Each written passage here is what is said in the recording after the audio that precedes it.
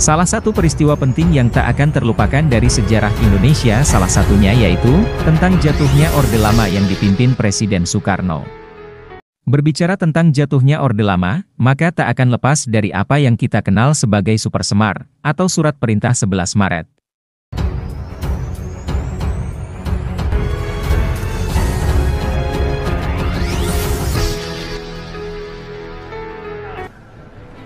Dikiranya SP 11 Maret adalah satu penyerahan pemerintahan. Dikiranya SP 11 Maret itu satu transfer of sovereignty, of authority. Padahal tidak.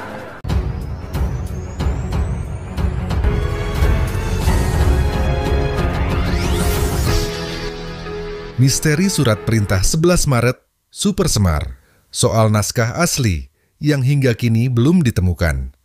Proses bagaimana Presiden pertama RI Soekarno menandatangani surat tersebut juga masih menjadi tanda tanya. Apalagi surat itu seolah menjadi pintu bagi proses peralihan kekuasaan dari Soekarno ke Soeharto, yang selanjutnya dilantik menjadi Presiden kedua Republik Indonesia pada tahun 1968.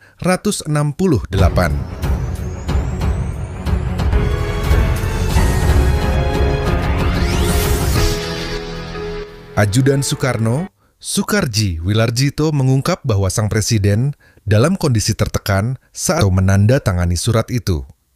Bahkan, dia menyebutkan bahwa Jenderal Angkatan Darat bernama Maraden Panggabean menghadap Soekarno dan menodong pistol FN 46 saat menyerahkan dokumen Super Semar.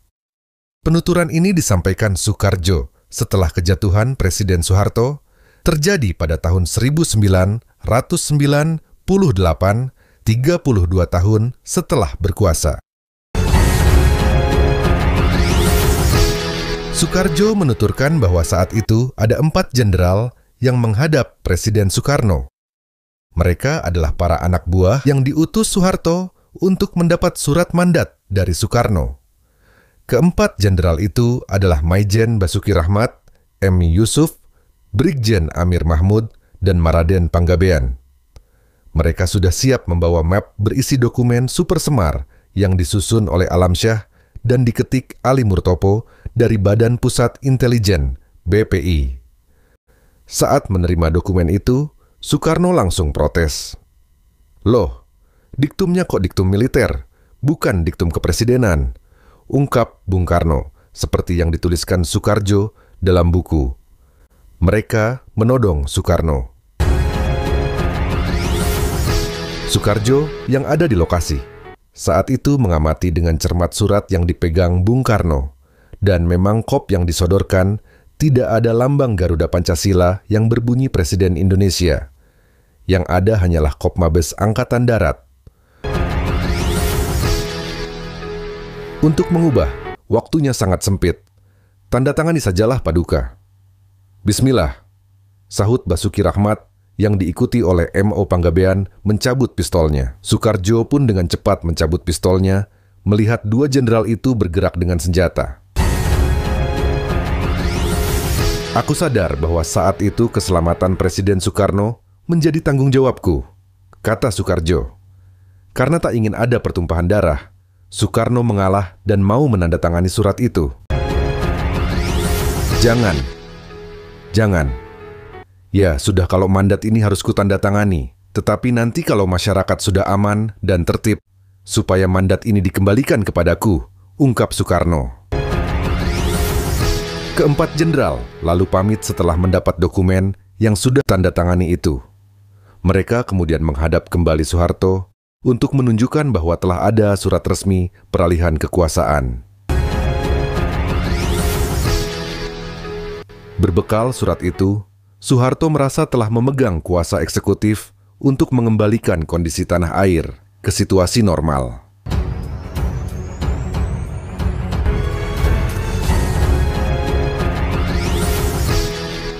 Dia langsung membubarkan PKI, menangkap sejumlah menteri yang terkait G30S, hingga memenjarakan siapapun yang memiliki kaitan dengan PKI. Cerita Soekarjo soal penodongan Soekarno dibantah, ini menimbulkan perdebatan. Karena selama ini, diketahui hanya ada 3 jenderal yang menghadap Soekarno, selain Maraden Panggabean. Maraden akhirnya berbicara kepada media setelah tulisan kesaksian Soekarjo dimuat media pada bulan Agustus 1998. Saya sedih memperhatikan betapa bejat moral dan mentalitas seorang mantan perwira yang bernama Soekarjo Wilarjito, yang mengisahkan berita bohong, tutur Maraden Panggabean yang tahun 1966 menjabat Wakil Panglima Angkatan Darat. Menteri Panglima AD, Menpangadnya adalah Letjen TNI Soeharto.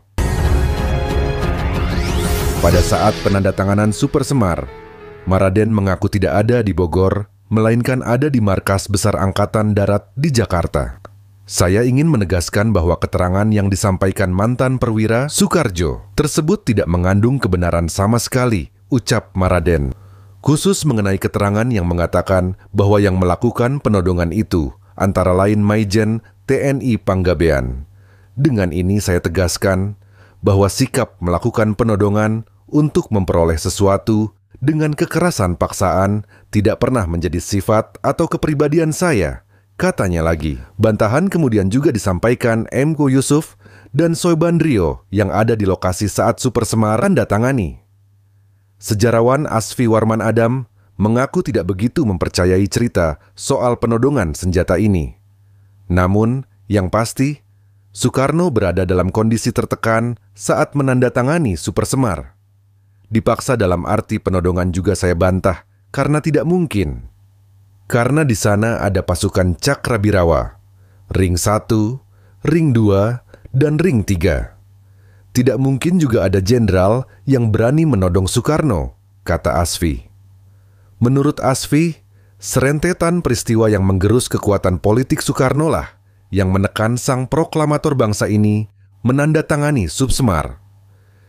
Isi Super Semar itu sebenarnya hanya untuk mengamankan presiden dan keluarga, serta mengembalikan kondisi keamanan tanah air. Namun, kalimat mengambil suatu tindakan yang dipandang perlu menjadi blunder terbesar Soekarno, yang akhirnya membuat dia terpaksa menyerahkan tampuk kekuasaan kepada Soeharto selamanya.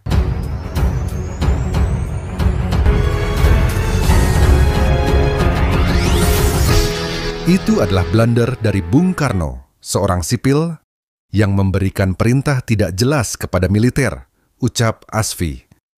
Super Semar sebuah misteri sejarah yang hingga kini masih belum terungkap. Naskah asli Super Semar pun masih diburu untuk menjawab tanda tanya seputar peralihan kekuasaan itu.